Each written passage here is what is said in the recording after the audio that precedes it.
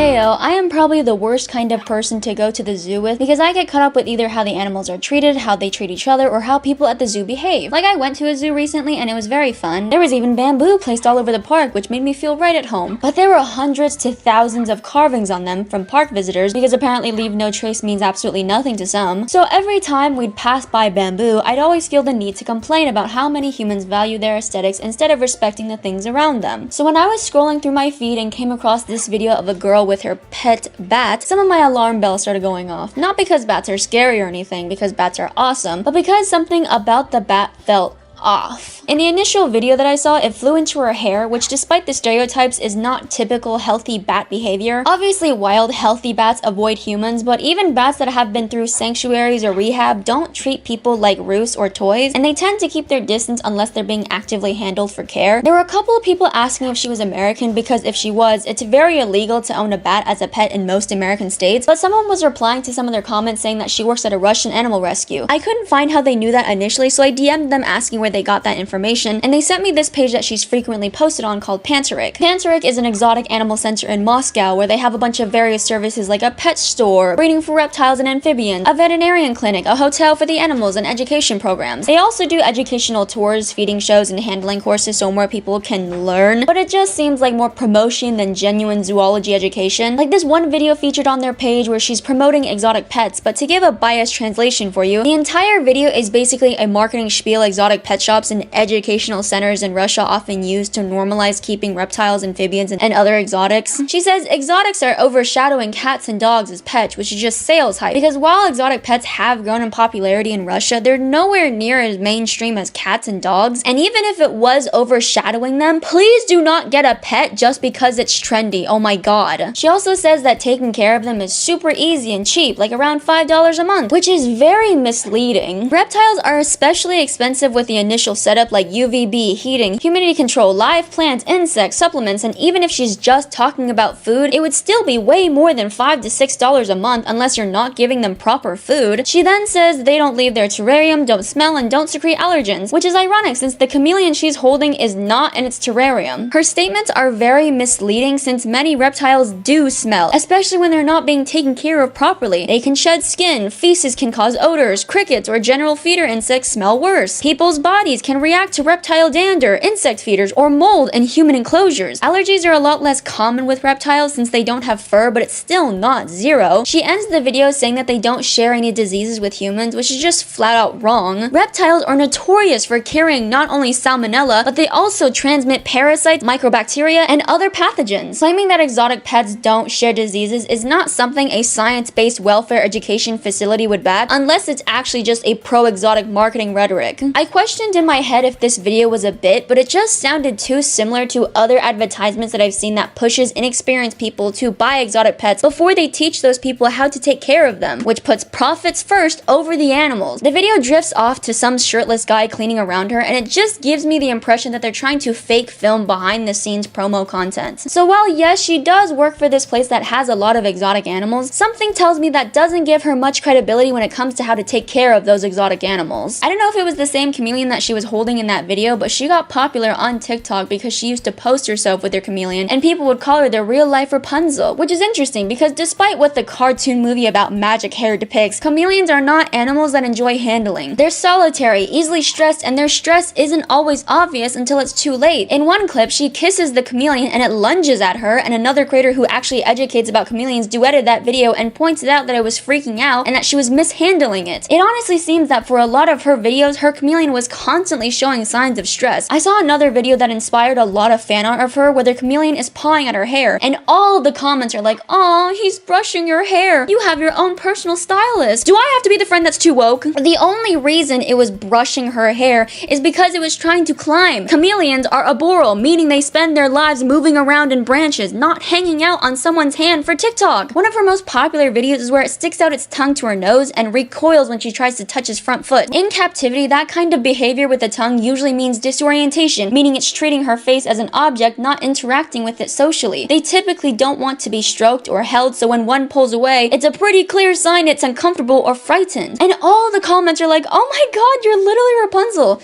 Yeah, except Rapunzel knows how to properly handle her pet though. Oh, but wait, she still works for Panteric, a reliable exotic animal center. Maybe I'm being overdramatic because she surely learned some information from those trained professionals over there that maybe common people wouldn't know or wouldn't be able to find, I told myself, before learning that they've had several allegations of chameleons and other lizards reportedly dying under their care due to neglect and mishandling. I wasn't sure if the bat was connected to Panteric at all though, because I thought Panteric was just available to reptiles at first, but she does have a story post where she's handling baby raccoons and she tags Panteric, so I thought maybe Panteric rehabilitates smaller mammals too. Panteric even reposted one of her videos where she calls the bat over to her hand, but she also posted on her own story that she's a mom, which is the kind of language that's more in line with exotic pet owner than a professional caretaker, considering that she lets him fly around what looks to be a bedroom with various things on the ceiling that the bat could fly into if he was injured, suggests that it's not injured, but also makes me question if she's qualified to take care of this bat. She treats him like how you would a rat or a hamster, a typical small rodent pet, and not a wild, fragile species with specialized needs. Even if the bat was completely healthy, they're still very fragile and sensitive to temperature, light, and human disturbance. She does have some sort of small to medium setup that she's posted on her story with dim lighting, which is good, but whenever she records herself with her bat, it's always super bright, which, as everyone knows, can be a very dangerous environment for a bat. Bats are most commonly known to be nocturnal, and they're very sensitive to light, meaning that constant bright artificial illumination can cause stress and disrupt their natural behaviors, like their sleep cycles or feeding behavior, since bright lights could disturb their circadian rhythms and may discourage natural foraging instincts even in captivity. Professional rehab setups usually use dim, red, or indirect lighting when observing or filming bats. Bright, normal household lights or lighting used for selfies and videos are not ideal and could be harmful over time. It could be for a limited amount of time of bright light for the bat, but why even risk the harm if the only payout is clout on social media? In every single video, she never uses gloves or even a towel, and yes, that is important because even if your pet bat doesn't have any zoonotic diseases like rabies, histoplasmus, or bacteria from their guano and is friendly or hand-raised, bare-handed handling is still pretty risky. Human skin oils, rough handling, or accidental scratches can tear their fragile wing membranes, hence the importance of gloves. She had gloves on for a frog. It wouldn't be that hard for her to put gloves on for a bat. She often also cuddles the bat, but she doesn't use a towel or anything, and she grips the bat in her bare hands as if it's a rat, and she ends up pinning its wings against its body, which can be very stressful and potentially harmful for bats because of how thin their wing membranes are and how easily they can be torn. And also, squeezing their body can restrict breathing. You're not supposed to cuddle bats because you could kill them that way. Proper handling only happens when it's absolutely necessary, usually in rehab or vet care, and is done gently with both hands supporting the wings and body, often with a towel, and always with gloves. I don't want to say that she abuses her animals or that she only likes animals for the clout or anything yet, because she genuinely seems to love the idea of these animals. Like, she replied to a comment asking about her bat socialization, saying that he's growing close to another bat, but if she wants a hands-on pet, she should not be getting pets that need little to no contact from humans. She pins the bat down while holding her phone, calls him over to hang on her hand for no other reason than a party trick, and lets him frequently lick her hand, which, as cute as it looks, points to being a sign of anxiety, especially paired with his jerky and jittery constant movement and aimless flying. And people in the comments are just like, "Aw, it's kissing you." But when she's holding it, it's also completely restless and very jittery, which makes me suspicious that it's a sign of affection. Bats don't really kiss things like the way that dogs do, especially since he's trained to land in her hand, which means that he expects food in the hand. So his licking either means it's conditioned to do that for food expectation, looking for the salt in her sweat, or it's stress-driven movements. A calm, well-adjusted bat doesn't need to frantically lick a human's hand. Despite the amount of people that can't recognize a stressed-out animal, he is not happy. It's annoying me when people project human emotions onto animals without understanding the species' actual biology. But to give credit where it's due, sometimes she doesn't handle him with bare hands. Sometimes he dangles from her earrings and gets tangled in her hair. She even has this one video where it's in her hair and she flips her hair, flinging the bat out. Everything else could be chalked up to ignorance and lack of knowledge that she didn't know, and those actions could be very easily forgiven and forgotten. Flinging the bat out of your hair, that is straight up animal abuse. Like, obviously I have a bird and she often flies to me to chill out on my head, but sometimes her talons will get tangled in my hair and I get her unstuck by just going to a mirror to untangle the hair. But if I were to shake my head to fling her out, it could break her feet. I already know for a fact that bats are a lot more fragile than birds birds, so to me, it was such a blatant example of unsafe and abusive handling. Bat bones are very tiny and lightweight, even more so than many birds, and they're obviously designed for flight, but they're still very fragile, so even a short fall or sudden impact can cause broken bones and dislocated joints, or ripped skin. Unlike birds, bats can't easily fix themselves if they hit something midair, so flicking her bat out of her hair adds torque and force, increasing the chance of claw, foot, or wing injury. Not to mention the mental trauma of that, because I think for any animal, being flown unexpectedly is very stressful, especially for a species that relies on precise flight and sensitive echolocation. She stated in a video that her bat was born from other bats who live with people, which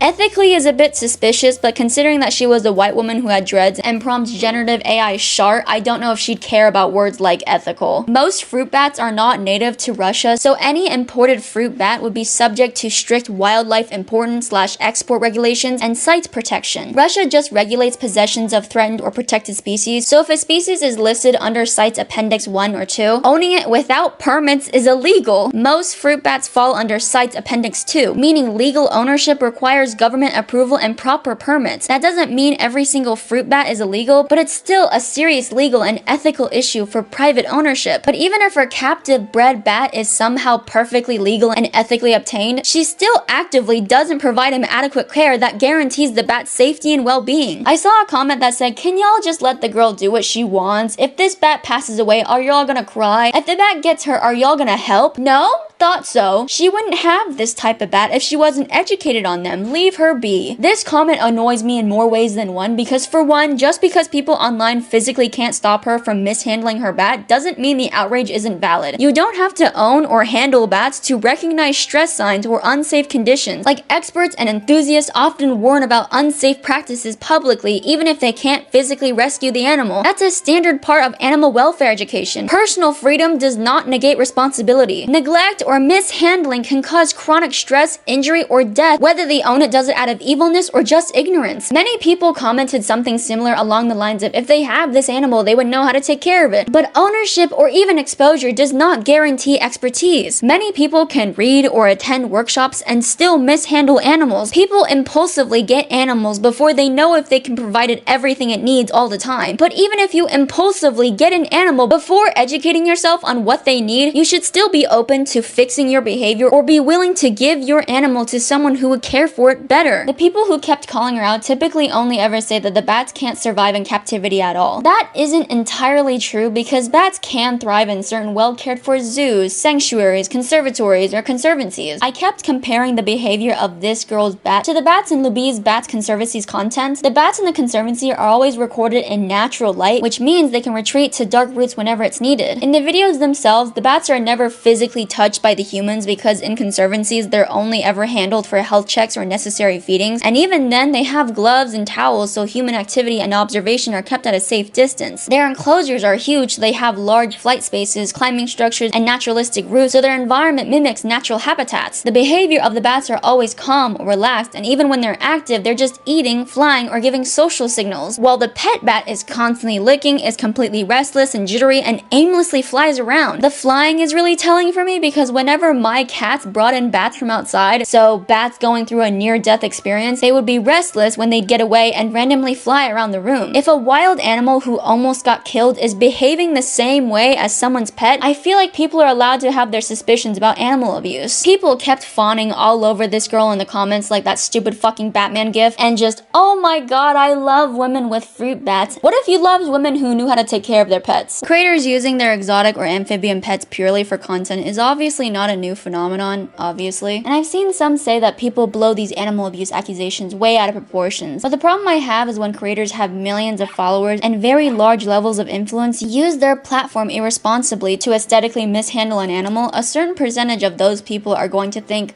"I want that thing too." Without understanding the legal, ethical, and practical problems with that, these animals are so cool and it would be so awesome to see more of them, but they're being presented in ways that at best normalizes inappropriate care and ownership. The people who love bats will care for them properly and not use them as a viral prop for TikTok. I believe that these animals deserve better than just being a party trick, and potential exotic pet owners deserve accurate information, not misleading content that makes complex animal care look easy and fun. But I don't know, that's just me. Laters.